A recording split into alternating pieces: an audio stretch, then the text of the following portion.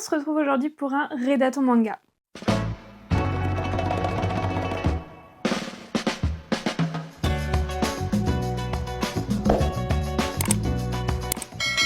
J'ai 6 suites de sagas dans ma pile à lire de manga et je me suis dit qu'on pouvait faire un petit Redaton pour vider cette pile à lire.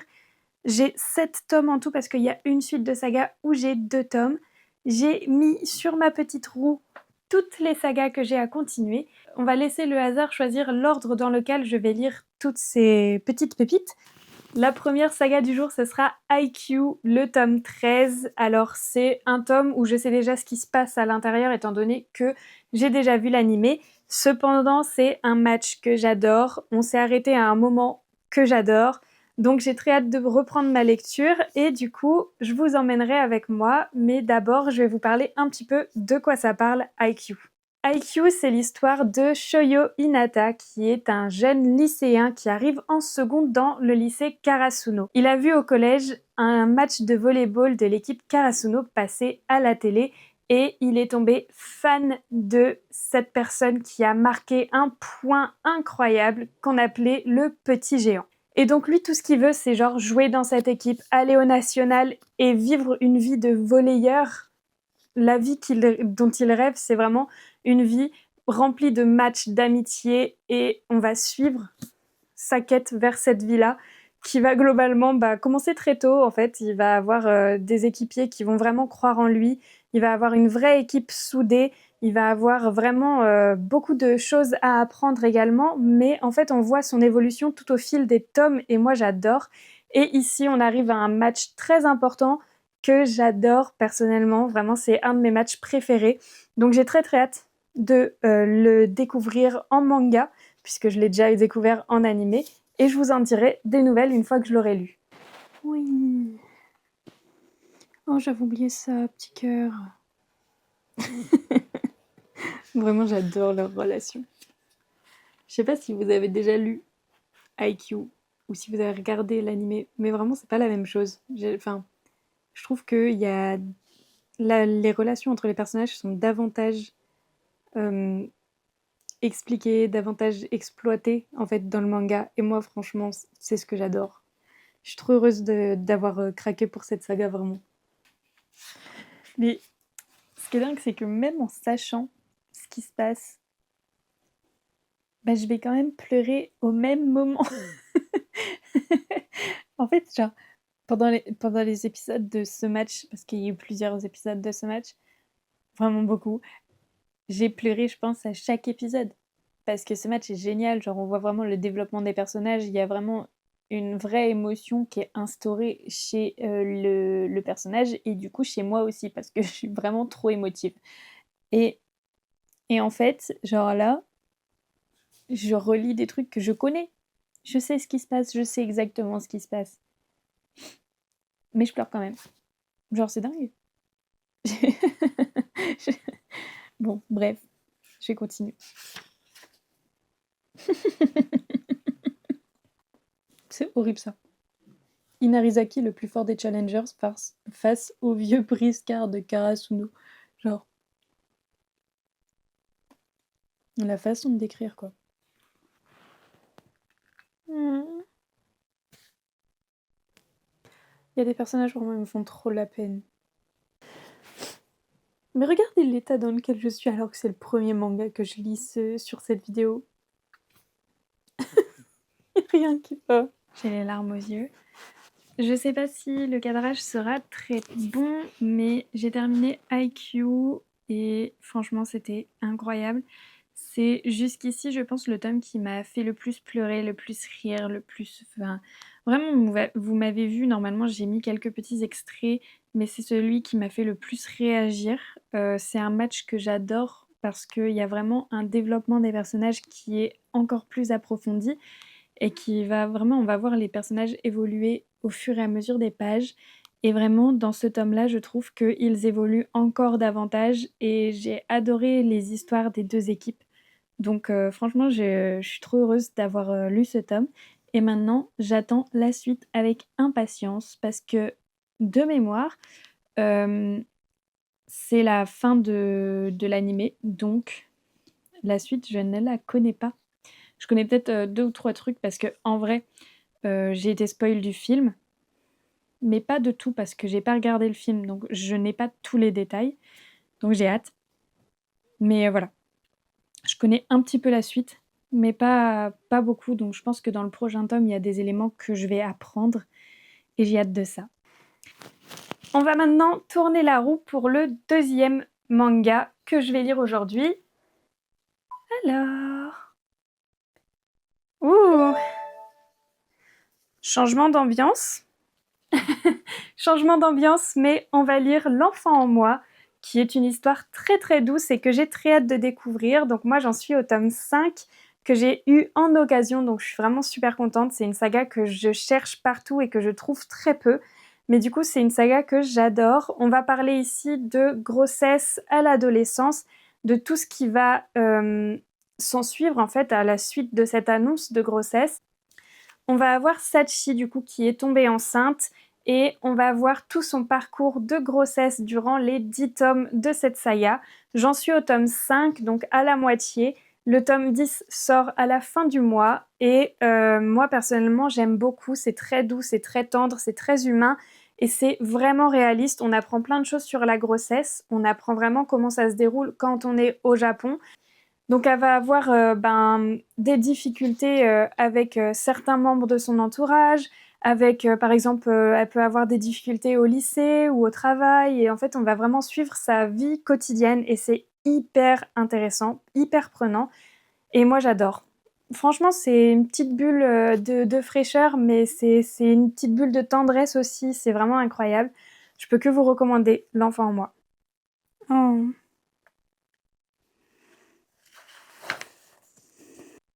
En fait, c'est une œuvre qui est très douce, très belle, vraiment très humaine. Elle montre vraiment des aspects de l'humain qui sont très peu mis en avant en général. Il y a vraiment de la communication, les dessins sont vraiment épurés et en fait, ça donne vraiment une impression de tendresse. Et, euh, et le truc, c'est que par contre, c'est très émouvant, c'est assez triste en fait, par moments.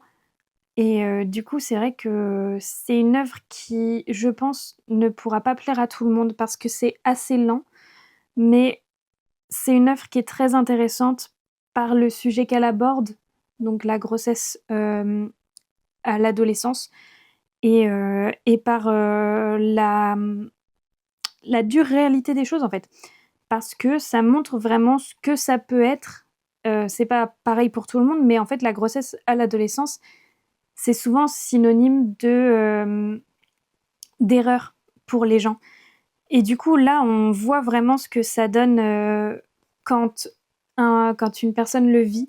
Et je trouve ça hyper intéressant. Je crois que l'écrivaine avait écrit, avait vraiment fait des recherches là-dessus, avait essayé de trouver des personnes qui avaient été concernées par ça et qui avaient eu un enfant à l'adolescence. Et du coup, c'est vrai que ça paraît très réaliste. C'est vraiment très dur par moment.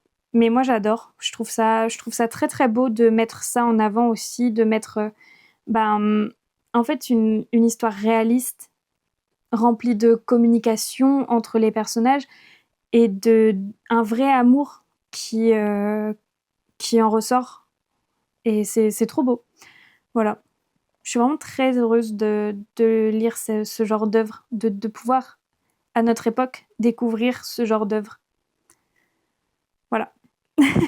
Sur ce, je retourne lire parce que là, j'ai lu genre 3 pages et demie. Non.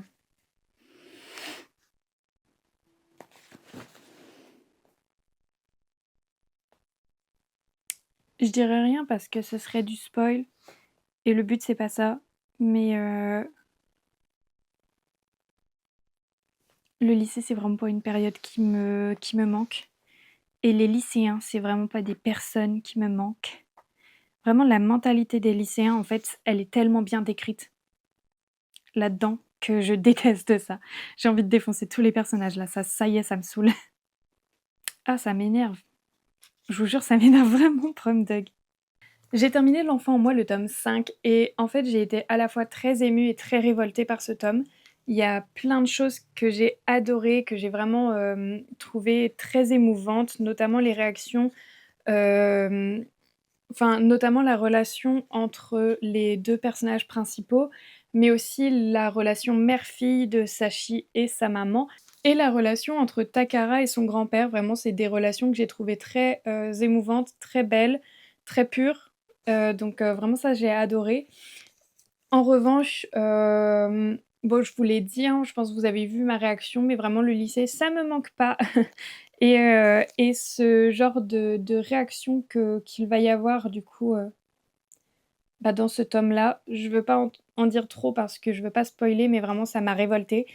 Il y a plein de choses qui m'ont révoltée, que ce soit de la part d'adultes comme de la part d'enfants, enfin d'enfants, adolescents, vous avez compris, de mineurs quoi. Franchement, ouais, j'ai été assez révoltée, c'est des situations qui devraient pas exister, mais qui malheureusement existent et j'ai vraiment adoré le fait que ce soit réaliste parce qu'en fait, ça pointe du doigt quelque chose qui devrait pas exister et qu'on peut améliorer très facilement en plus, en fait, enfin très facilement, qu'on pourrait améliorer éventuellement, si tout le monde faisait un peu d'effort, quoi. Le troisième manga qu'on va lire aujourd'hui, c'est... Ah, trop mimi. On va lire le tome 8 de Bloom ensuite, j'ai très hâte de le découvrir. Là, on est arrivé après l'animé, donc j'ai fait attention à ne pas être spoil des événements de ce tome. J'ai même pas lu le résumé pour tout vous dire, j'ai vraiment juste trop hâte. La jaquette, elle est trop mignonne en plus, et j'ai hâte de retrouver ce petit groupe d'amis qui, franchement, fait fondre mon cœur. Ici, on va suivre Kaoruko et Rintaro, qui sont deux lycéens d'établissements en fait opposés, c'est-à-dire que Rintaro va être dans un lycée un petit peu vu comme le lycée des cancres, et Kaoruko, elle va être dans un lycée pour les jeunes filles de bonne famille.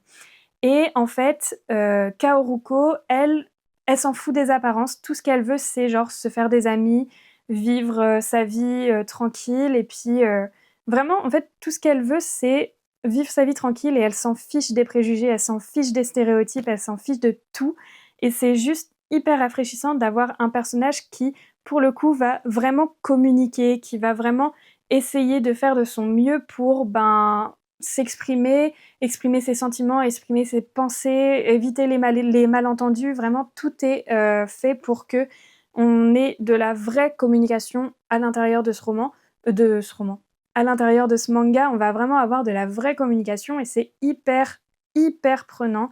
C'est très bien fait, c'est très bien réalisé, c'est une romance toute douce, toute mignonne. Les personnages sont hyper attachants, qu'ils soient principaux ou secondaires. Et là, j'ai trop hâte de retrouver ce petit groupe d'amis. Ah, ça me fait trop plaisir de les retrouver. Si c'est ce que je crois, je suis trop contente. C'est ce que je crois. Ah, trop contente. Je m'en doutais un peu. Je crois que c'était annoncé à la fin du dernier tome d'ailleurs. Mais je me doutais un peu que ça allait arriver, mais je pensais pas aussitôt.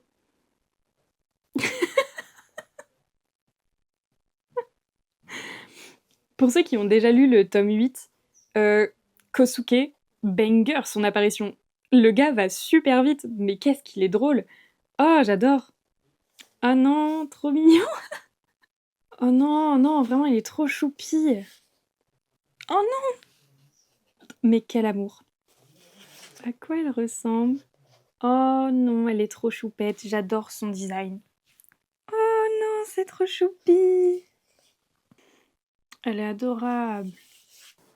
Je me doutais qu'elle était sympa, mais je pensais pas qu'elle était sympa à ce point en fait. Oh, choupette. Ayez une Madoka dans votre vie, vraiment. Elle a l'air trop cool. J'espère qu'elle va traîner avec les gars après. Elle est trop choupette. Je la vois bien, genre, être amie avec les gars. Vraiment. J'ai terminé. Je vais pleurer, c'est trop mignon. Je sais pas si on me verra. J'ai terminé le tome 8 et j'ai tellement hâte au tome 9. C'était très prenant, très captivant. On rencontre des nouveaux personnages. Il y a des nouvelles intrigues là qui commencent à arriver. Enfin, des intrigues. C'est un bien grand mot, mais en fait, il y a des nouveaux rebondissements en fait, qui arrivent et surtout des nouveaux personnages qui sont introduits.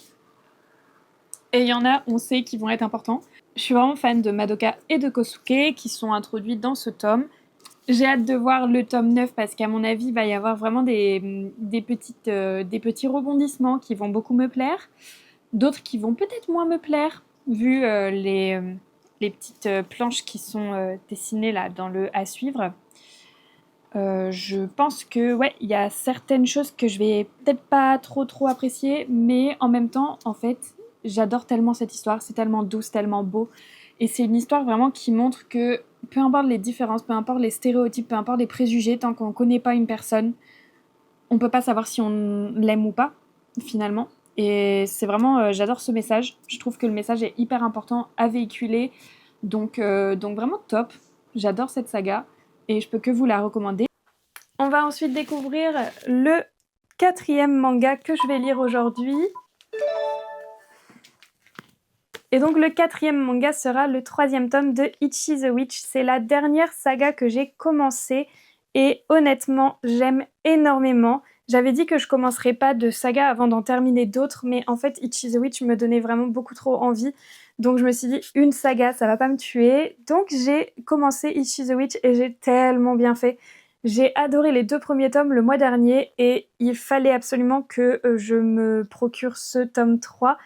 Dans Ichi the Witch, c'est les femmes qui vont un peu diriger le monde, qui vont être les plus badass, les plus populaires, les plus fortes en fait.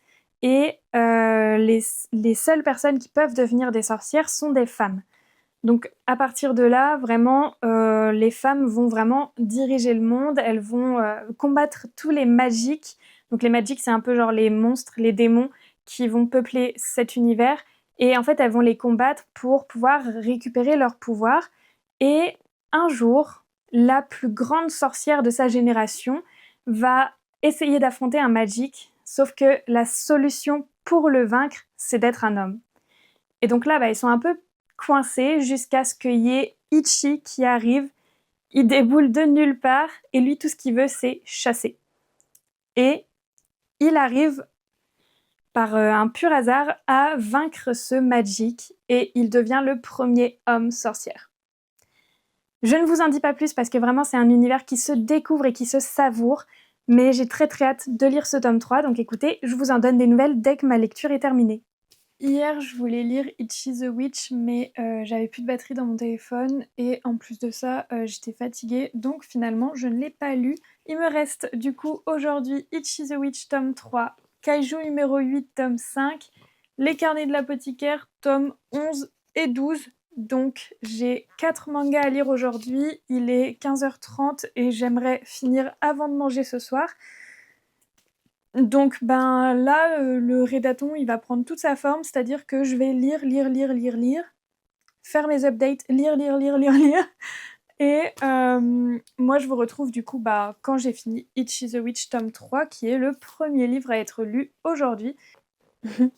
J'adore. Vraiment, Descaras, je l'aime trop. Je la trouve géniale. Vraiment, Descaras, c'est une reine, je l'aime trop. Pourquoi tous les personnages sont cinglés dans ce manga? Genre vraiment. Ok. Non, c'est intéressant. J'aime bien la prophétesse. Mais les dessins, ils sont vraiment magnifiques.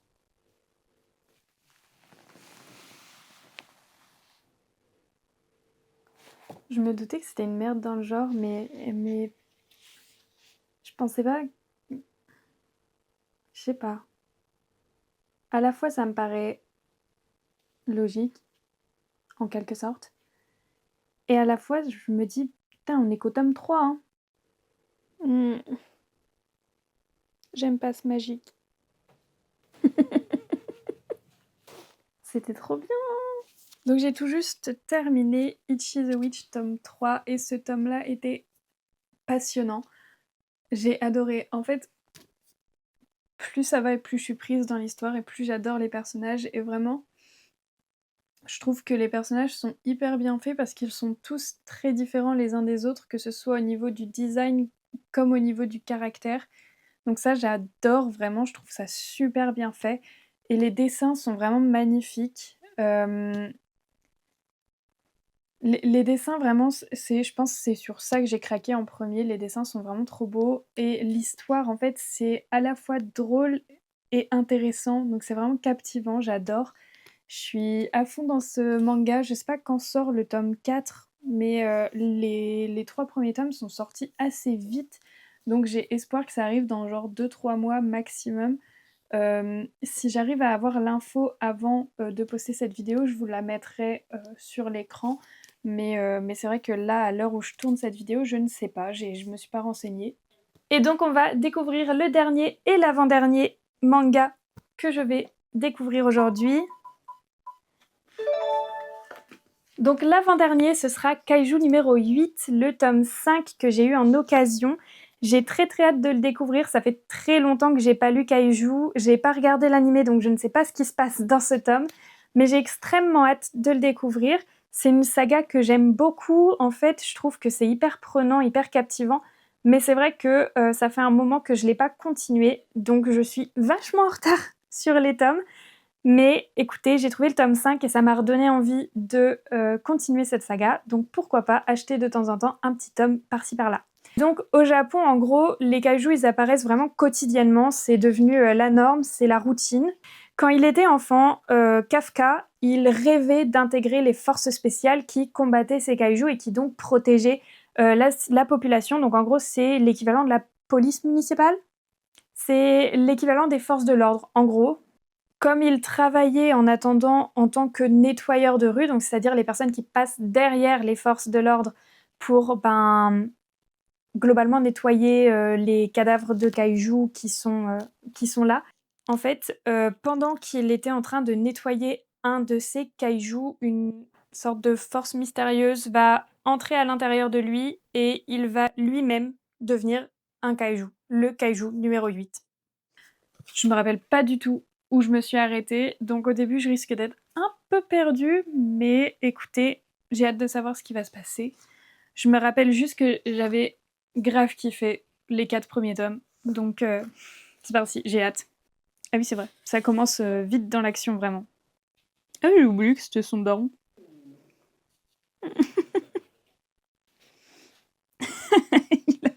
Vraiment ça n'a aucun sens, j'aime trop.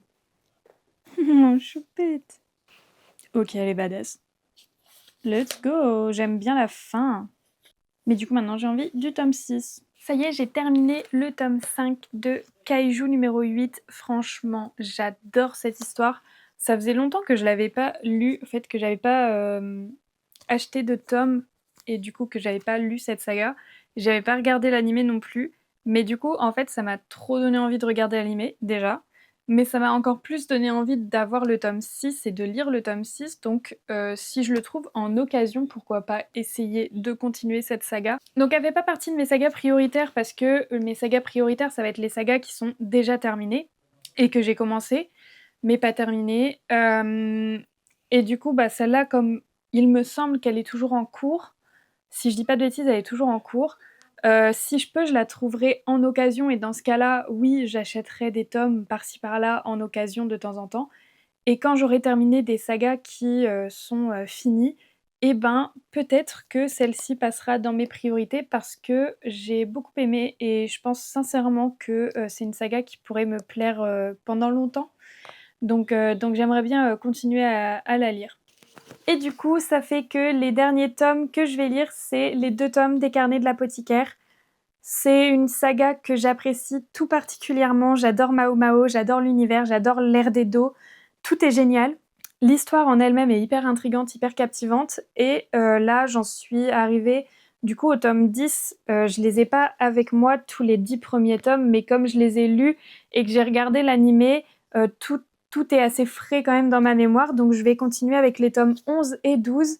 Et j'ai très hâte de découvrir. Ici, on va parler de Mao Mao, qui est une jeune apprentie apothicaire, on va dire, puisque en fait, elle aide son père, qui lui est apothicaire, dans sa boutique. Et un jour, elle va partir chercher des plantes pour son maquillage, puisqu'elle se maquille. Et en fait, ce jour-là, elle va être kidnappée, puis vendue au palais impérial pour qu'elle travaille là-bas. Elle devient la goûteuse, oui c'est ça, c'est comme ça que ça s'appelle.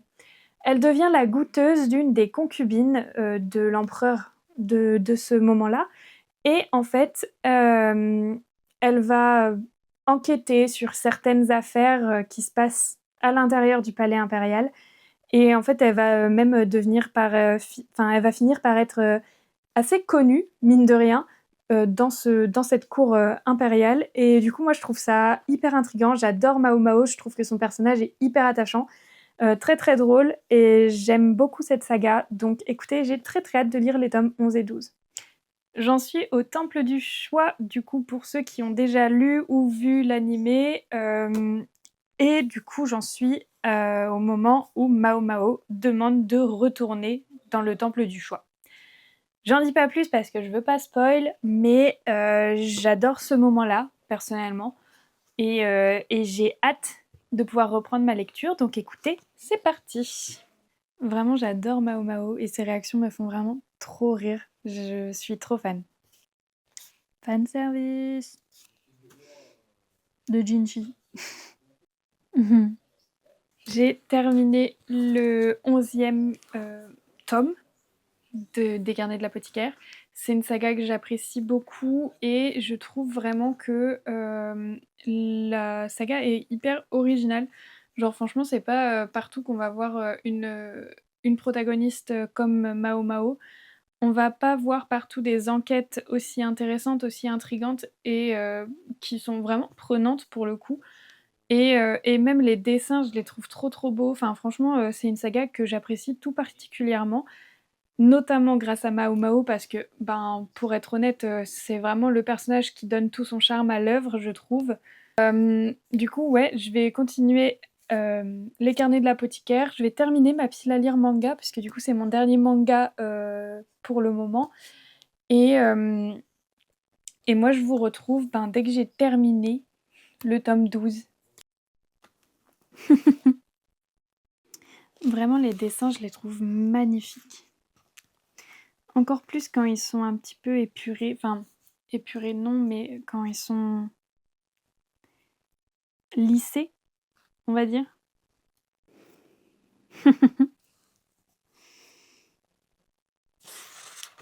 C'est le fameux moment de la grenouille.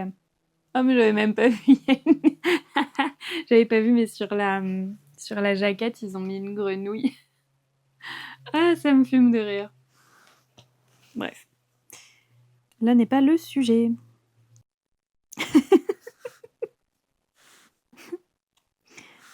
C'est vraiment n'importe quoi cette scène. Dire que tout ça c'est juste pour les fans. Mais en même temps c'est drôle. Et donc me voilà à la fin de cette vidéo. Je vais rapidement vous faire un petit débrief sur ce tome que j'ai vraiment adoré. Quand ça s'est passé dans l'animé, j'ai vraiment trouvé ça super sympa. Le fait qu'on en apprenne un petit peu plus sur certains personnages, mais pas trop non plus parce que Mao Mao n'a pas forcément envie de tout connaître. Et je trouve ça bien en fait que le personnage nous dise des fois c'est mieux de pas tout connaître, de pas tout savoir. Après je savais ce qui allait se passer, du coup c'est pas forcément une découverte et ça c'est un peu dommage, mais en même temps j'aime tellement l'animé que je pouvais pas m'arrêter pile là où je m'étais arrêtée dans le manga, donc j'ai continué et ça vient de moi. Comme j'ai plus beaucoup de batterie, je vais vous faire rapidement mon top 3 des suites de manga du coup de ce Redaton. Mon top 3, je pense que c'était Ichi the Witch parce que j'ai trouvé que la découverte de cette saga était vraiment incroyable. J'ai eu un coup de cœur pour les tomes 1 et 2 et j'ai également eu un coup de cœur pour le tome 3. C'était hyper prenant. La force de ce manga, c'est vraiment les personnages qui sont vraiment tous très différents, tous très attachants les uns comme les autres. Et en fait, j'ai adoré également la touche d'humour qui est vraiment très présente et qui est vraiment très bien réalisée également. C'est-à-dire qu'on va avoir des moments qui vont être très sérieux et tout d'un coup, on va un peu casser ce côté sérieux avec une touche d'humour qui est souvent, tout le temps, bien placée, bien réalisée, bien écrite, et moi personnellement ça marche beaucoup sur moi. Mon top 2, je dirais Bloom, parce que en vrai, Bloom, c'est une saga que j'apprécie tout particulièrement, c'est une saga que j'adore. Je trouve que vraiment les personnages et le groupe d'amis sont hyper intéressants, hyper, attachants, hyper touchants et dans ce tome-là, on va en apprendre un peu plus sur Kaoruko, qui est vraiment le personnage principal à la base. Donc je trouve ça trop chouette et on va nous dévoiler un petit peu, de nouveaux personnages. On va nous amener vers quelque chose qui va être peut-être un peu plus sérieux également dans le prochain tome.